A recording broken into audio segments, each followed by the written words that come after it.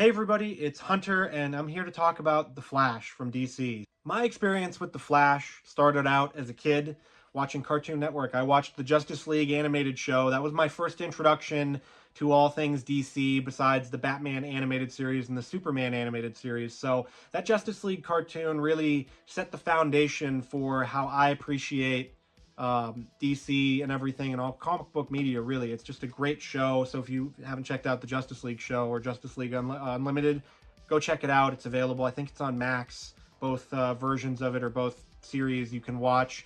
And then, of course, I had toys. I had DC toys. I had Batman toys. I had a toy of the Flash, and I had a toy of the Reverse Flash, the yellow suit and the red accenting that I loved playing with. So that's my experience with DC, and I love The Flash, and I've been looking forward to this movie for quite a long time since it was first announced. The Flash is a movie that stars Ezra Miller, it stars Michael Keaton, it stars Sasha Calle, it stars Michael Shannon, and some other people. It's actually a relatively small cast for such a big, gigantic, multiverse sort of movie. And you know, you had a multiverse movie from Marvel, you've had a multiverse saga from Marvel, and now DC kind of has to reset, and The Flash feels like it's a lame duck going from the old regime to the new regime, but it doesn't actually feel like that. Whereas Black Adam and Shazam 2 felt very much like, hey, these movies are dead on arrival, no one's going to care about them because they don't matter in the grand scheme of things. The Flash still feels like it sort of does, and it's very strange how they have gotten this from a movie that I think went in development in 2017, I want to guess. We knew that they were adapting the Flashpoint story or something that's similar to the Flashpoint story back then.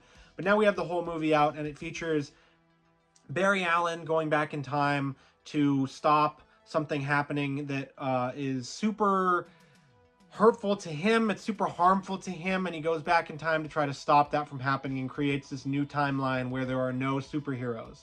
As for other spoilers, I won't be getting into those because I'd rather you guys go and see the movie for yourself and get into the spoilers that way. So from here on out, there will be no spoilers. That is the synopsis I'm going to give you. The rest of the stuff will be generic talk about The Flash.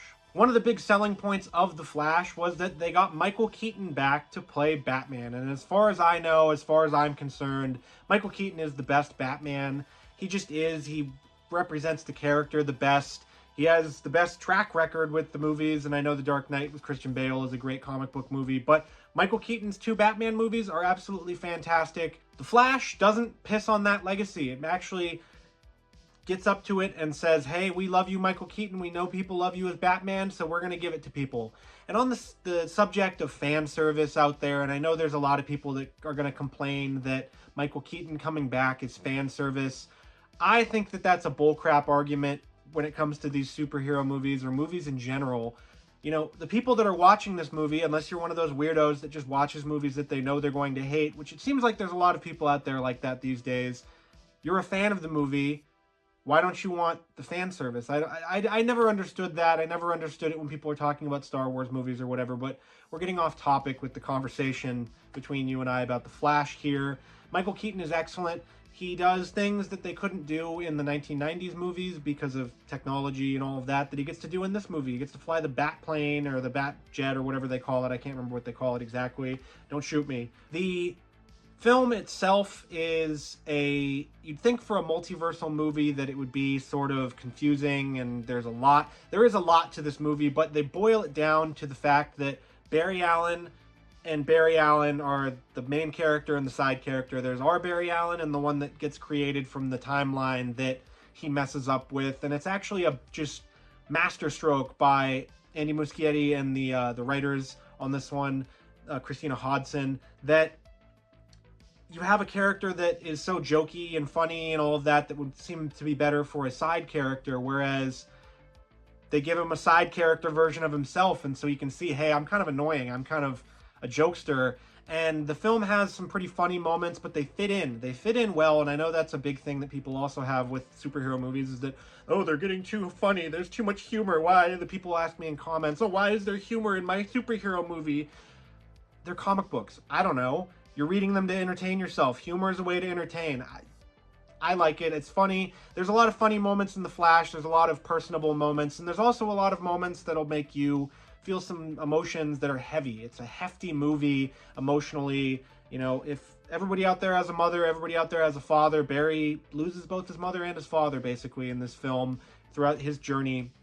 And then we'll get to the big elephant in the room, and that is Ezra Miller. They are a problematic person in real life. They have some issues that they probably need to work through legally, emotionally, mentally, whatever else. Those things do weigh on the watching this movie and trying to figure out, you know, how good is it, a critique of it. So I took that into account when I was watching this, and I sat there and I thought after, well, Ezra Miller is fantastic in this movie. They're just a really good performance. It makes you feel for Barry Allen. It makes you feel for the other Barry Allen. It makes you want to root for them. And so it's so difficult because they are having this trouble time emotionally. So take that into account when you're seeing the movie and when you're thinking about other stuff that people have gone through with this. So Ezra Miller is absolutely fantastic, though. That's what I can say.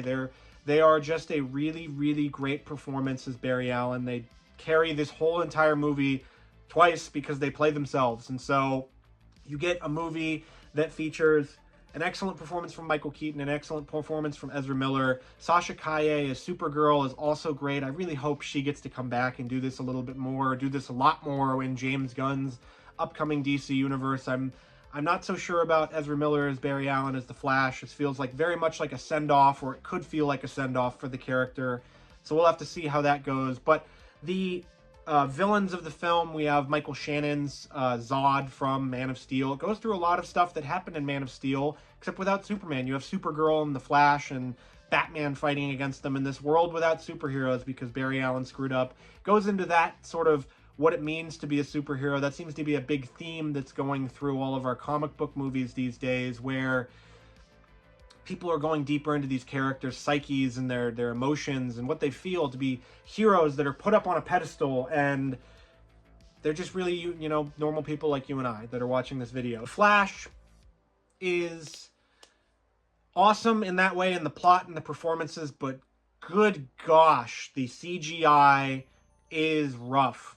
It's rough. It really is. It sucks because the artists that are working on this are overworked, underpaid, underappreciated, underrepresented, basically, and they get pushed and pushed and pushed. And this movie got delayed a couple of times too, so it's just a rough time. Like, there's a scene that involves Barry saving a bunch of people in a hospital right at the beginning of the film, not a spoiler, and a dog changes breeds from scene to scene. It goes from a big dog to a small dog. There's some other scenes where the CGI, being a little bit more rough, looks a little bit better when he's in the Flash Force area of the film. It's going through sort of scenarios. It looks like it fits in more there as being a little bit rougher around the edges, a little more smooth and all of that. But there's some other times where it's really rough and you can see it. But it doesn't take away from the film as much as you would think. And if that's the worst thing about this movie, that's a pretty small thing to be beating it up about, because overall The Flash is an excellent superhero movie. It's one of my favorite DC movies. I love DC. I love DC Comics. I love everything about them.